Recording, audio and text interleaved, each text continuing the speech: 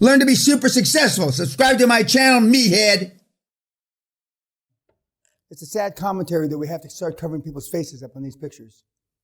Because, like the slime balls that you are, you track them down with facial recognition and show up at their houses. It's a sad commentary, really. But this is part of the recent batch of the Hall of Fame inductees. 2 gals and 9 guys, plus there's a bunch of others that don't want me to even use the picture like this because they're afraid you'll find them. That's a sad commentary. Bruce Whipple and the Verdiers in the 90s, I mistakenly even told them what the cities they lived in and shit, and both had to move from their homes. Bruce Whipple lived in a log cabin somewhere in the Vermont, Maine area. Now, the Verdiers sold their gorgeous horse ranch outside Washington, D.C. in Maryland and lived somewhere in rural Georgia because of ewes, as they say in Texas. Because you think there's a special sauce. You think that, wrongfully, and we've had other people complain, even when I use the initials, I don't use the right initials anymore. Because you figure out, I don't know, there's a program or algorithm, I don't know. And you hunt them down like fucking dogs. And if it happened 1 time or 2 times or 3 times, hundreds of times, thousands of times. Because you are desperate. And when I say, people come to me because out of desperation or inspiration, you are just bloody desperate. And you're willing to do anything. If you put 1/10 of the effort in trying to hunt these people down into your own deal, you'd be rich. For the people that try to hunt down Josh Kim, and he was pretty easy to find, if you put 5% of all the time you spent trying to hunt the teenager down, first of all, you didn't think he was a teenager. Second of all, you didn't think he was Asian, because he's Korean. Third of all, you didn't think he was really 17. And all the things you guys used to, I say you, I don't mean you, this group, but I mean, some of you may have been part of it, but I mean the devotees, so to speak. And you chased down, and bothered a lot of people. And not just my judgment, even the liberal fucks, which I don't get along with, think that that's an invasion of privacy. And in Scotland, we have no privacy laws, or as they say, privacy laws here. We have no privacy laws. You've got a house, a ground floor like this, and let's say you have a master bedroom and in the back of your house, and the master bedroom connects onto a bath and a jacuzzi and shit like that. And your wife is, or your husband, not many people are voyeurs for guys, but your wife is in there taking a bath naked. And guys can come up to the window and you can't get rid of them. Literally. There's no trespass laws here. The only way you can get rid of, if you can ascertain in your mind that they are poaching, in other words, they're hunting, you can kill them dead. So you can kill dead a poacher, but you can't beat up a voyeur. And when, assuming I get elected to office, I'm going to put up for a lot of fucking change, because that law is fucked. And it dates back to, 13th century something. But these are the new inductees. And for some of you, I'm not the chairman of any one of them.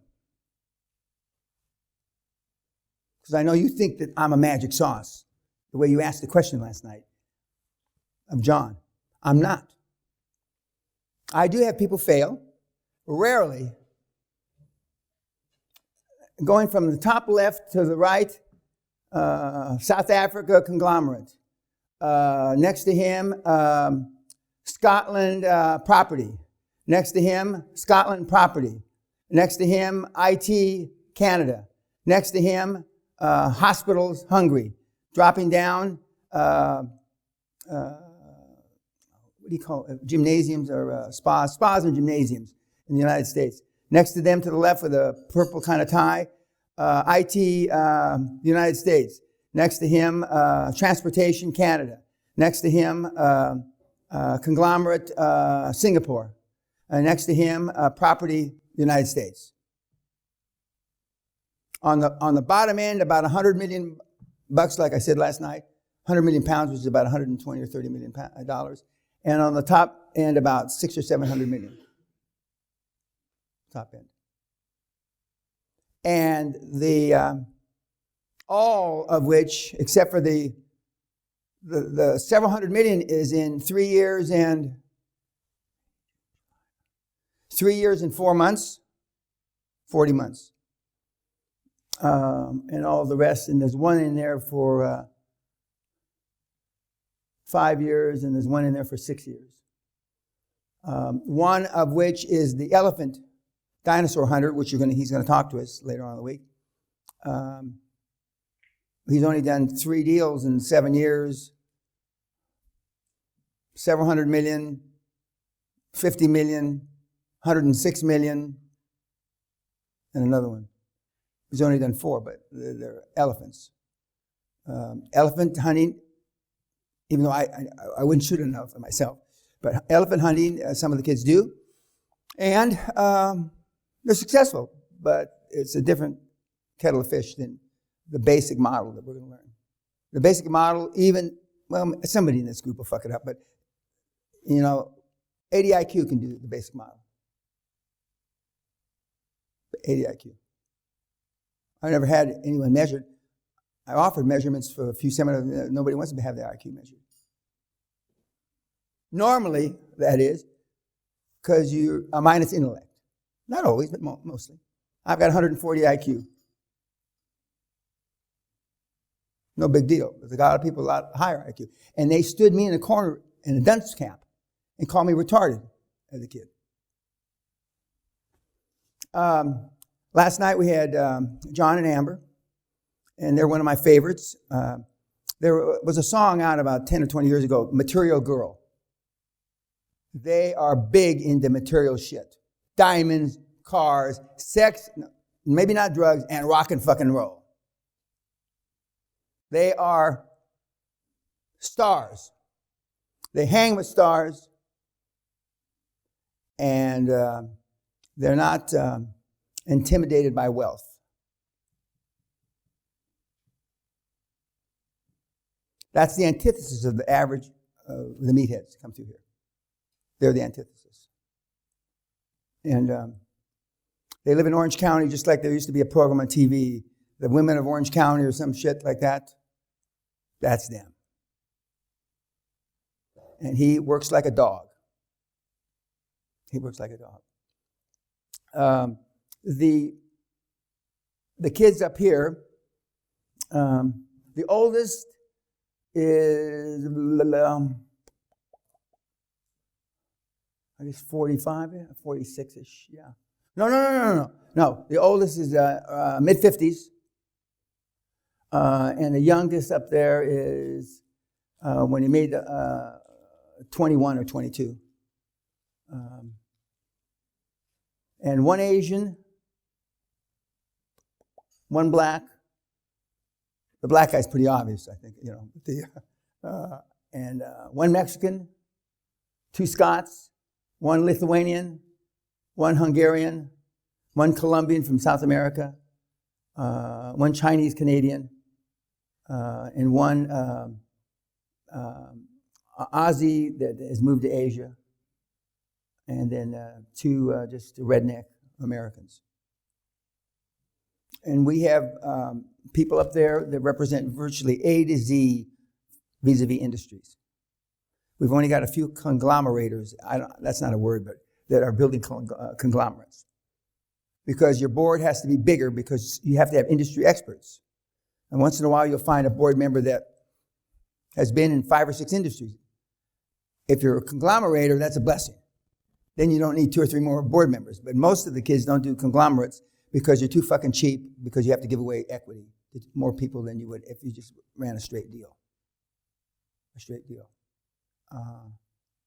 But I've got 4 or 5 conglomerators right now that just started out in the last 6 months after I made the announcement a number of weeks ago that he created several $100 million in 3 years.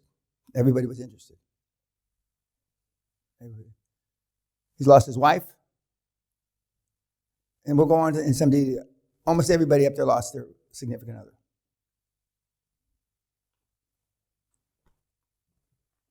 And if you have a significant other, it's better if you don't, like I said last night. But if you do have one, and they're and you've written it down in your paperwork, after you said you've never achieved anything, your parents never achieved everything, the reason why you're not wealthy is because of you.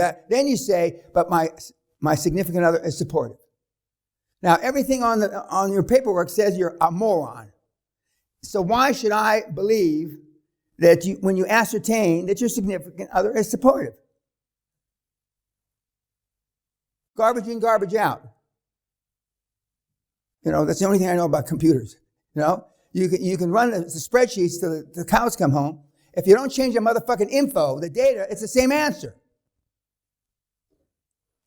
And I'm here to tell you they're not supportive. The first time you miss, for those of you, how many have kids?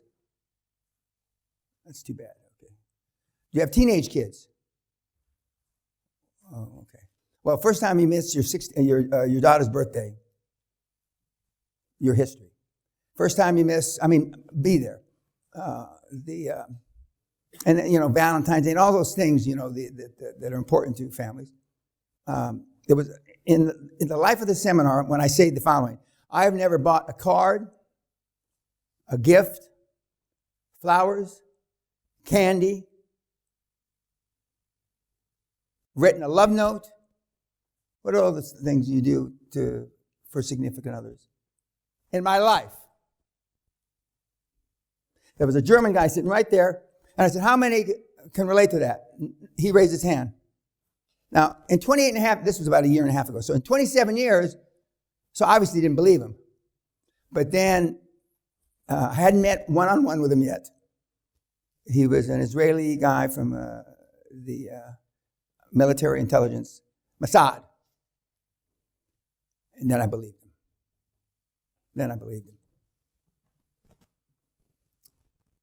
I never texted anybody in my life, to the best of my knowledge. Now, I have tweets go up, my staff.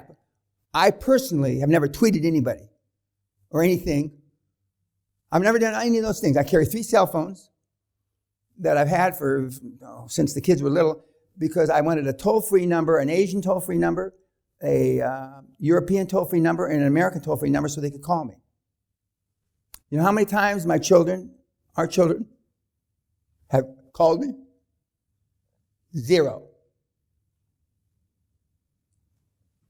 39, 38, and 35 years old. I've had those numbers 30 years. I've had to change them a couple of times because AT&T bought out so-and-so, et cetera, Verizon, et cetera. Not one call. My children have to make an appointment to talk to me.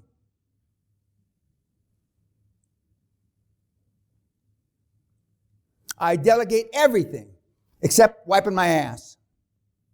And when I'm in Asia, I don't wipe my ass. I do nothing for myself. Literally nothing.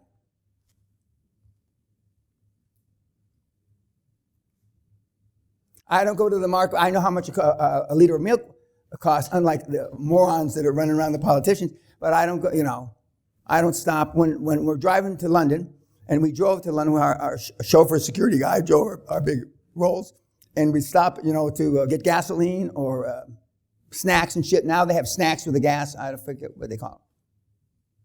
I don't do that. Either does Elon Musk. Either did Steve Jobs. Success leaves clues, kids. And I'm going to give you example after example after example of things done that you don't do. Occasionally, I can give you supportive information because they're trying to build their legacy now because of the iPhone. iPhone fucked all the big guys up because, you're on camera almost all the time now. So they're more careful. When I was first out in the 70s, 60s, 70s and 80s, you said and fucking did what the hell you pleased. And if saying somebody's fat is a hate crime here when I can't imagine how many people in those 40 years before that happened that'd be in jail. This thing right now in English cricket, Yorkshire cricket, Sally's from Yorkshire, supposedly they've had racism there alive and well, and a Pakistani guy whistle blew, although he made a lot of money for many, many years being called a Paki, but now that he's not making a lot of money, he blew the whistle.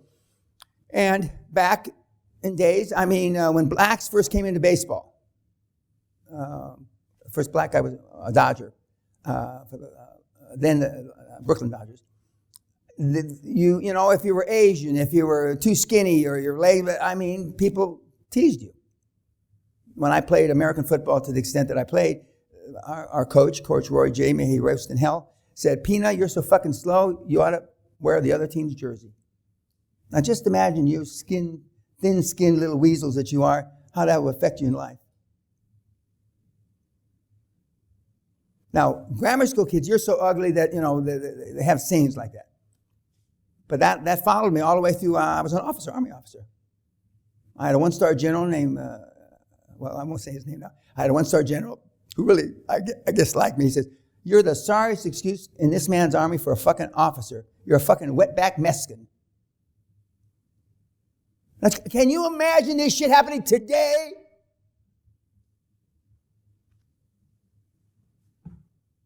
I would have had to break down and cry and sue the U.S. government. But those guys that we're going to talk about still act the same way off camera. So you're going to have to pick your own recipe for success. I'm going to tell you how the big boys do it, how I did it.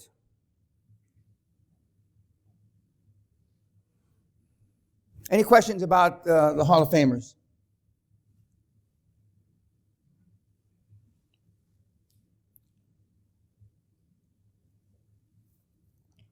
And all of them, all of them that said they had a supportive significant other, to a man and a woman, they all thought they did. At some point, you're like when Roberto Duran fought Sugar Ray Leonard, I think it was, and he said, no mas, no mas. That's what they're going to say. No mas, no mas. They can't take it anymore. Yes, sir. And, you've already heard or read that if you fuck up the mic and I can't hear you, I'm not going to take your question. Everybody understand that? 3 out of the 10 are in property. What do? They buy?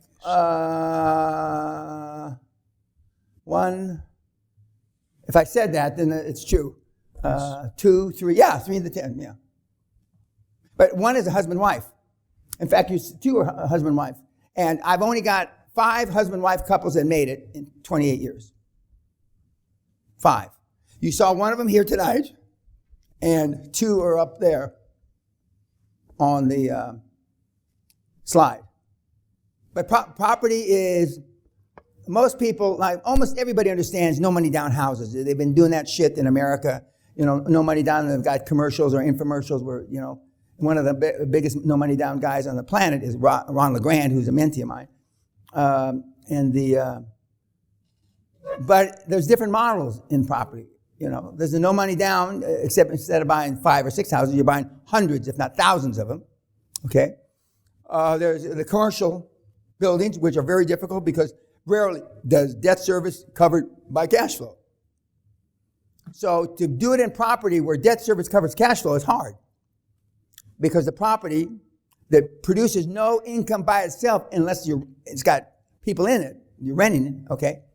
It's tough.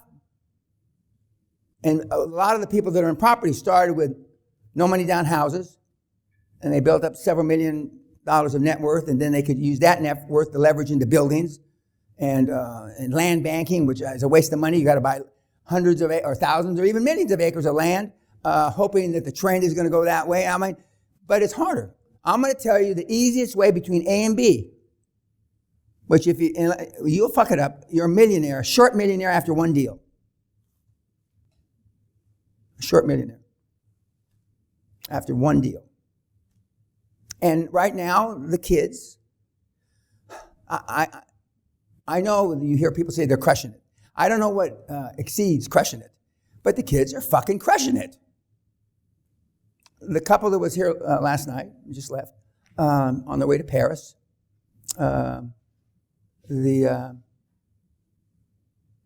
he says, "Nan, I haven't taken a day off since I started," which I believe. And I said, "I didn't take a day off for 26 years. I'm famous for 27 years. From 1971 to 1997, 26, I didn't take a day off." There's one other guy in London, a lawyer, who's got a few months less time than I do, that's never taken a day off. Never. We're going to show you a gal later on today, a Chinese gal, the richest gal in China, gal, that's never taken a day off in 26 or 27 years. He says, "The only time I was with my children was when I birthed them. When they came flopping out of her vagina." And in her case, childbirth was painful. It was horrific. And so the only, she's making a joke. It's not really funny, but she says the only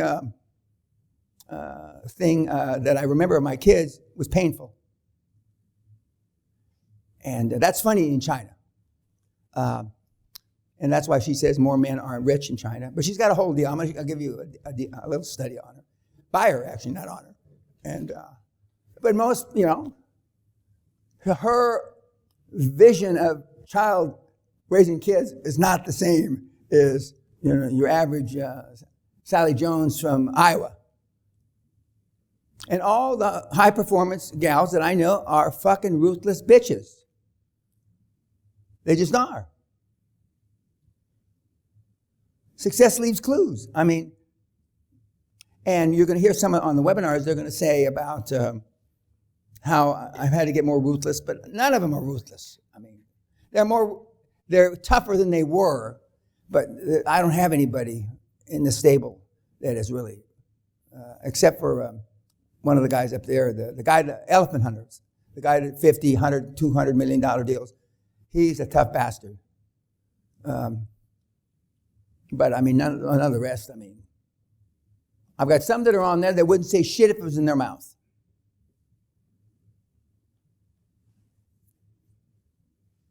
Any other questions about, yes, sir? Mr. Peña, some of them, they're not citizens of those countries in which they moved in, as per my understanding. So my question okay, you're going to have to speak better English than that. I didn't understand that. For example, if you move to another country, you're not a citizen of that country. Oh, yeah, well,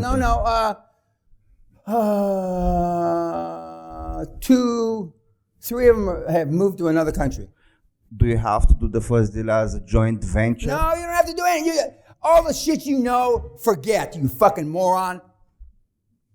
All the shit you know, forget. I cannot help you fill your cup with new knowledge until you empty the piss out of it. I told you last night, one of the hardest things, the most important thing you're going to do is to get a chairman that stands in the breach when they're going to fucking cut your balls off. But then you got to convince them you don't need any money.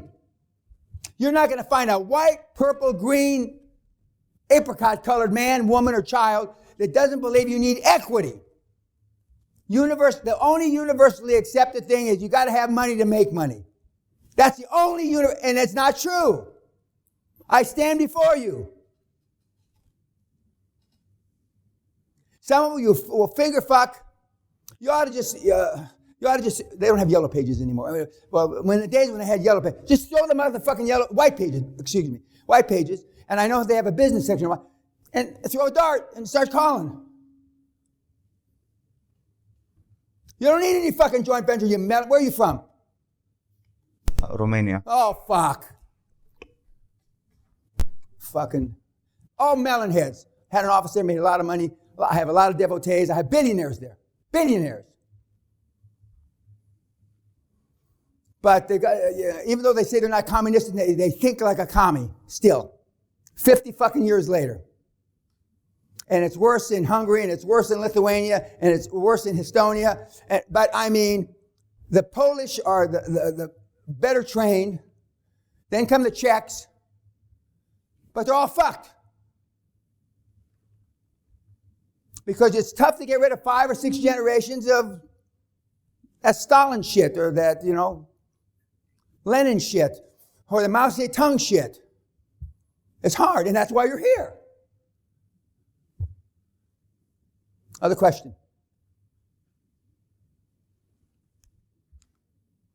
Now, that's one of those guys who just was picked the Canada's top 40 under 40, or what is it, top 40 under 40. But I don't leave his picture too long, because then we didn't smudge that face out. He just picked, just a few days ago, one of those Hall of Famers. And this guy, a rabbi, smart as shit, ruthless as shit too. I said, if you speak Arabic, you go to Saudi Arabia and you get involved with NEOM, the future of the city, which is one of my mentees' deal. $500 billion. I didn't say if you're a Jewish rabbi, Orthodox rabbi, you'd go to fucking Saudi Arabia. But he did. And that's where he is now. Cutting and slashing. Is he a welcomed person in Saudi Arabia? They pretend to welcome him. An Orthodox fucking Jew rabbi in the kingdom. Impossible. Not with QLA, it's not. Nothing's impossible. Guy's got balls bigger than this building. Death threats, assaulted. First time somebody spit on you, you'd leave the country. You got to want it, kids. And I don't see with maybe 2 or 3 of you that really want it. You underestimated the sacrifice. I put it in a goddamn website in detail. But people only hear or listen to things they want to listen to or hear. For those of you that are married, or have a significant other, they only listen to what they want to fucking hear. And today, that's why I asked about teenagers, the kids don't want to hear anything from us. And that's why it's a perfect market for us. Okay, YouTube, go fuck yourself.